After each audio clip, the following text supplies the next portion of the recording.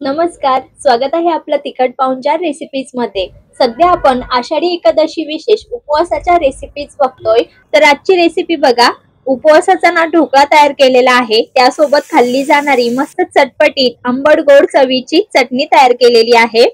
तर चला ही चटणी आणि हा ढोकळा कसा बनवायचा ते बघूया। त्यासाठी सर्वात अगोदर मिक्सरच्या भांड्यामध्ये 1 वाटी किंवा 1 कप भगर घ्यायची। ते इथे वाटीचं प्रमाण दाखवलेलं आहे।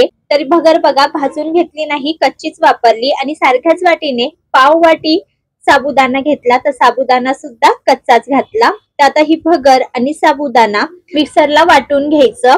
तर वाटताना ना यामध्ये काहीच घालायचं नाही, सुरुवातीला हे कोरडच असं दळून घ्यायचं। तर बघा जास्तही बारीक वाटलेलं नाही, असं रवाळच ठेवायचं। तर आता हे भगर आणि साबुदाण्याचं पीठ एका बाउल मध्ये काढून घ्यायचं। काढल्यानंतर ना बघा या ठिकाणी असं रवाळच हे वाटून घेतलंय, जास्तही बारीक अशी पावडर तयार केली नाही। आता यामध्ये अर्धा वाटी दही घालायचं आणि दही घट्ट होतं, त्यामुळे यामध्ये ना अर्धा वाटी आणखी मी पाणी घातलं। तर दही, पाणी आणि जे तयार आपण भरड तयार करून घेतलेली बघा साबुदाणे आणि भगरची, हे सर्व चांगलं एकजीव करून घ्यायचं। आता भगर साबुदाणा असल्यामुळे ना यात घातलेलं दही आणि पाणी ते लवकर शोषून घेतं। तर बघा मिश्रण हे थोडं घट्ट वाटतंय, तर आता यामध्ये आणखी मी पाणी ऍडजस्ट करणार आहे।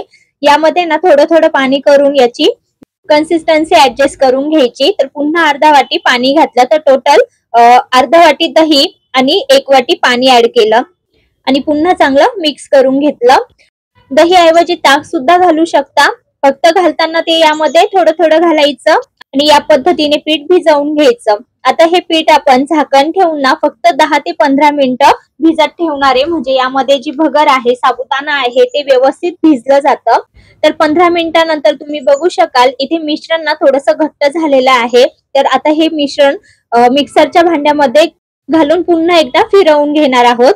तर बघा सर्व मिश्रण आता अगोदर जे आपण भगर आणि साबुदाणा दळलेलं भांड होतं मिक्सरचं त्यातच ऍड करतोय आणि पुन्हा एकदा हे फिरवून घेतोय। पण त्या अगोदर ना यामध्ये मी चवीप्रमाणे ना हिरवी मिरची ऍड करणार आहे। इथे तुम्ही जिरं घालू शकता, अद्रक घालू शकता, परंतु मी फक्त हिरवी मिरची ऍड केली आणि मिक्सरला हे बघा हे पुन्हा एकदा वाटून घेतलं। आता जी कन्सिस्टन्सी आहे ना ती बघा मस्त अशी परफेक्ट तयार झाली आणि मिश्रण एकसारखं वाटलं गेलंय बघा। तर आता हे पुन्हा एकदा आपण बाउल मध्ये काढून घेऊ। तर सारख्याच भांड्यात मी हे सर्व मिश्रण काढून घेते। त्यानंतर मिक्सरच्या भांड्यात थोडंसं पाणी घालून ते देखील स्वच्छ करून घेतलं। तर बघा आता यामध्ये चवीनुसार मीठ घालायचं, वरतून बारीक चिरलेली कोथिंबीर, हिरवी मिरची तर आपण अगोदरच यामध्ये घातलेली होती, त्यामुळे वरतून घालायची काही गरज नाही। चांगलं हे मिक्स करून घेतलं।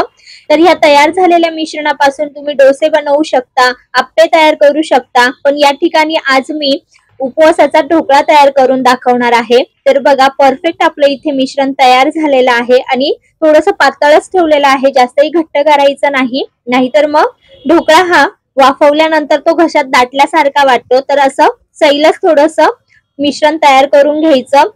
आता हा ढोकळा आतून देखील छान सॉफ्ट आणि जाळीदार व्हावा याकरिता यामध्ये मी अर्धा चमचा इनो घालणार आहे।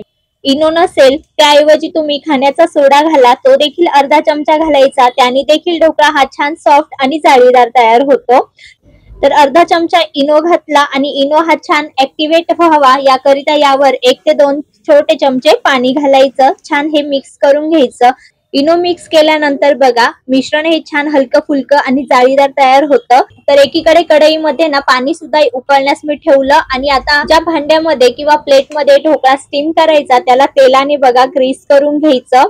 त्यामध्ये तयार झालेले सर्व मिश्रण घालून एकसारखं मिश्रण पसरवून घ्यायचं आणि लगेच हे स्टीम करण्यास ठेवायचं। तर बघा कढईतलं पाणी सुद्धा छान उकळलेलं आहे आणि कुठलाही पदार्थ हा स्टीम होण्यासाठी ना असं उकळतं पाणीच असायला हवं, तेव्हाच ढोकळा किंवा इतर पदार्थ हा छान मऊ लुसलुशीत आणि जाळीदार व्यवस्थित असा स्टीम होतो। तर आता यामध्ये प्लेट ठेवून यावर झाकण ठेवायचं आणि मध्यम आचेवर ना फक्त 15 मिनिटं हा ढोकळा मी स्टीम करून घेणार आहे, त्यापेक्षा जास्त वेळही लागत नाही। 15 मिनिटांमध्ये बघा ढोकळा छान फुलून वर आलेला आहे, छान मस्त एकसारखा स्टीम झालाय बघा, कुठेही क्रॅक पडलेला नाही, व्यवस्थित असा आपला हा ढोकळा स्टीम झालेला आहे. आता गॅस बंद करायचा, पण त्यापूर्वी ना चाकूने यामध्ये काय करायचं, तयार मिश्रणामध्ये चाकू रोवून बघायचा. तो जर क्लीन निघाला तर समजायचं आपलं हे मिश्रण व्यवस्थित असं स्टीम झालेलं आहे. तर गॅस मी बंद केला आणि प्लेट खाली काढून घेतली बघा.